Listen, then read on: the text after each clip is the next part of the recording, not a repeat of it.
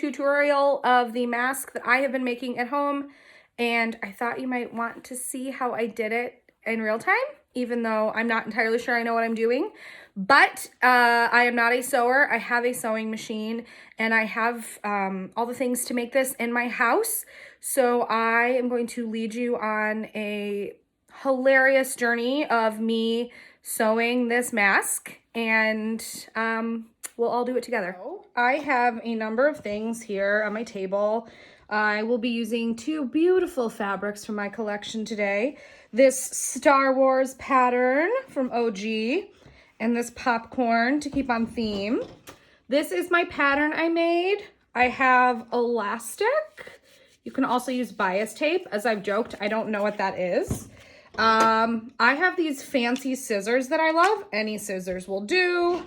A ruler, some metal, twist tie, pipe cleaner, anything you got that's bendy, and tons of pins, and a marker, and because I screw up a lot, a seam puller thing.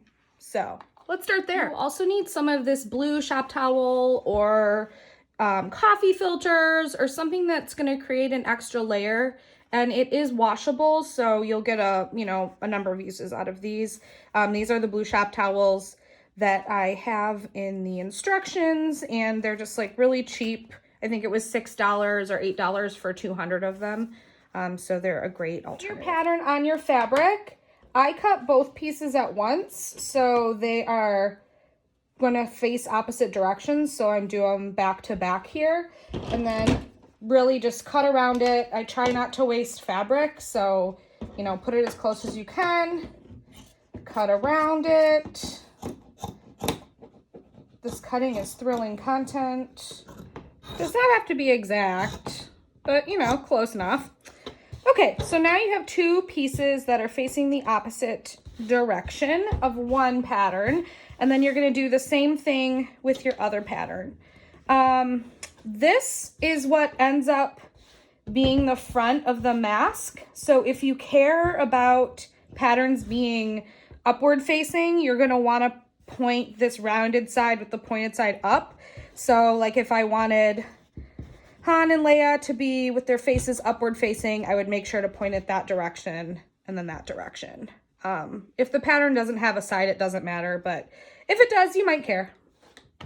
Okay, now I have all four pieces inside and outside, and they look as such. Next, you're going to cut the blue towel fabric so you have four pieces the same size. I can get 4 out of this, so I just stack 2 pieces on top of another, cut around, so I'm cutting 2 at a time. So now we are going to stack things. So we're making 2 separate sides, so I'm going to take 2 pieces of the blue and 2 of my pattern pieces and stack them so the insides are facing each other. So blue, upward facing, downward facing, blue.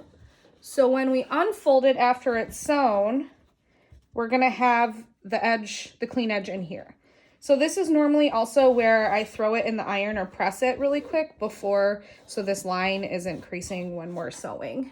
And then I'm going to take my pins and I'm going to pin along this rounded edge here. Just a few. I put 3 in so it's all together and it's not going to move. So this is what we're going to do for both pieces. So do that again with your other pattern as well. Both pieces are ready to sew. So you're just going to sew along this edge here. Let's see if I'm capable of doing that with my camera. Okay.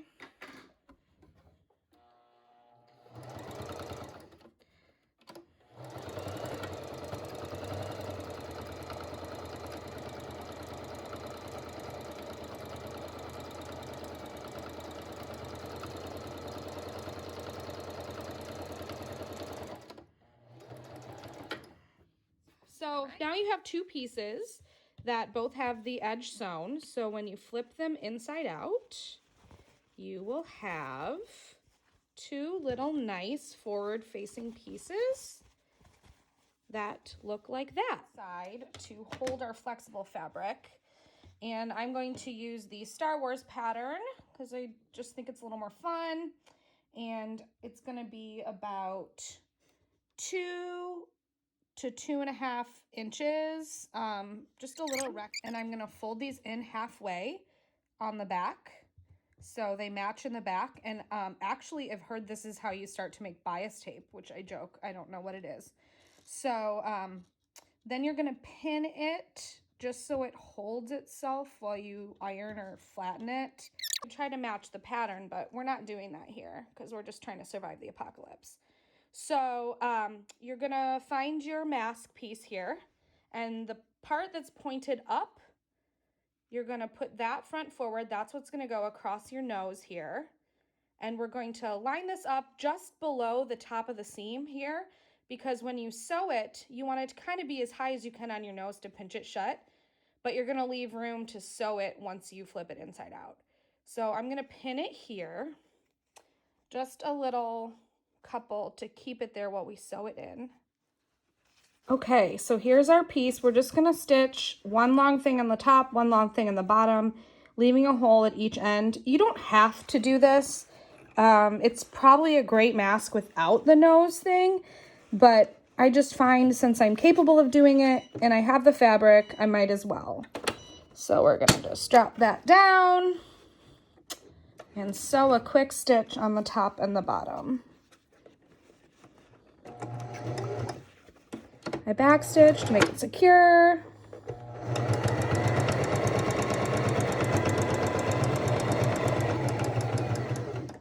Okay, now we have a handy dandy little nose pocket. So this side is done for the time being. We're gonna take our other side and flip it back so the blue side is facing out. And we're going to attach our elastic. So I've been using this braided elastic. I had it. You may recognize it from reserved seating signs at the State Theater or during film festival. And we're going to cut about 5 to 7 inch pieces. It kind of depends on how big your head is. I found my head is about 5.5 inches worth, and some larger heads around 6.5, 7. So this is what will go around your earpiece when it stretches. So you can try to measure it or just kind of see what happens and go from there. Okay, so this is what took me the longest to comprehend when I was pinning it, and I actually did it wrong the first couple times. So when this is facing inside, you're going to pin the elastic, so you've got your little straight ends here, facing in.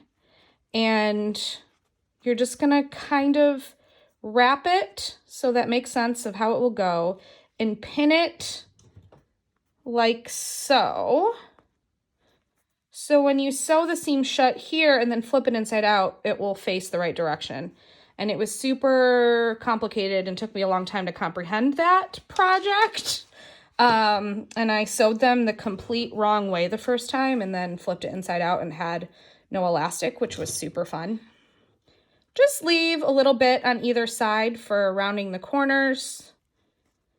And then you have it looking like this. So both sides facing in.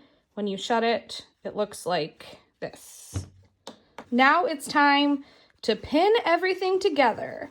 So you have your piece with the nose piece, you have your piece with the elastic pinned, and you're gonna put them together. So this is upright nose, this is upright nose, and you're gonna make sure that the two fronts are facing each other. So we're gonna match up the noses, and we're gonna match up the bottoms, and we're gonna match up the sides. So what I like to do is start on one end and just loosely pin the pieces together and go around matching sides as much as you can.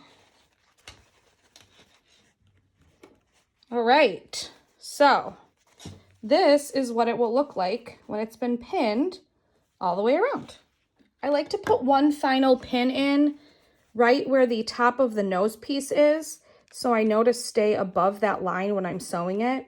You also could sew on the side that has this so you know where to avoid, just so you're not sewing through that nose piece you just created, because it is kind of tight up to the top.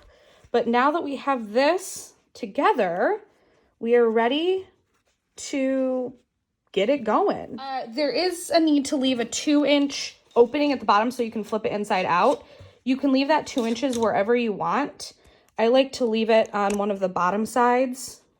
So I just put a little mark just to remind myself where I shouldn't sew, because I get very forgetful and sometimes sew the whole thing shut. Okay, we are ready to sew all the way around. So let's go. Just close my edge here.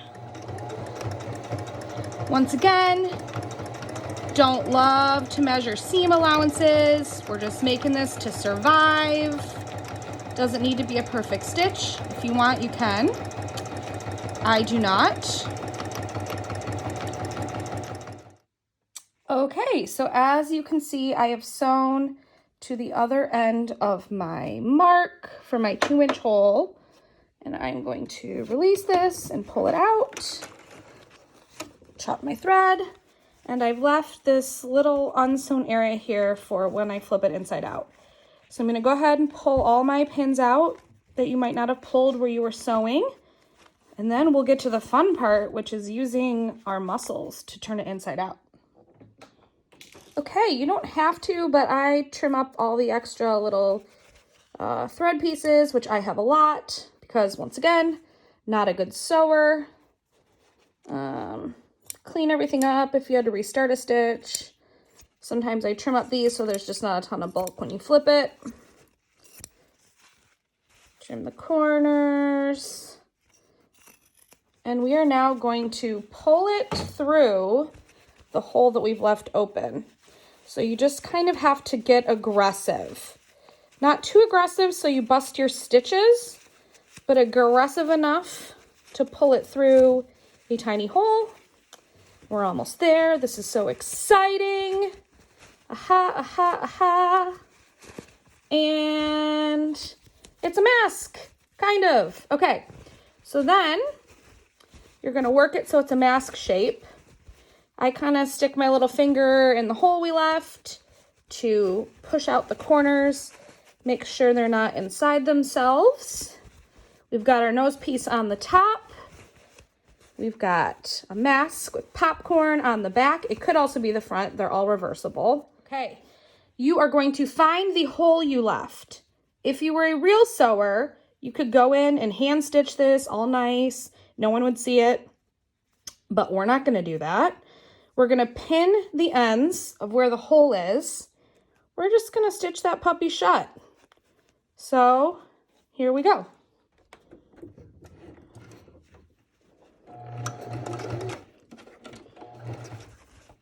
And ta-da! We've sewn our hole shut. Okay, the last thing we're gonna do is we're gonna snip a little piece of, I'm using twist ties that I had from outdoor projects, and it's just gonna be about the length of your nose piece you made. So mine's like 2 inches. I have no idea if that was helpful. I hope it was. Here's our finished mask, and we can put it on around our ears like so. And we've got our nose piece here. Thanks for sticking with me. I am certainly not a YouTuber. I certainly do not know how to film things overhead like I'm on a cooking show, but here we are in our homes, and I did have a big fancy light. So if you have any questions, just message me and I will try to answer them. But I think what I've shown you is basically what I've made up along the way. And I hope you're all safe and happy and healthy, and I miss you all, and I wish I was talking to you in person instead of on camera, but that will happen soon enough. And also Gizmo says hi. She just loves the sewing machine. She does not.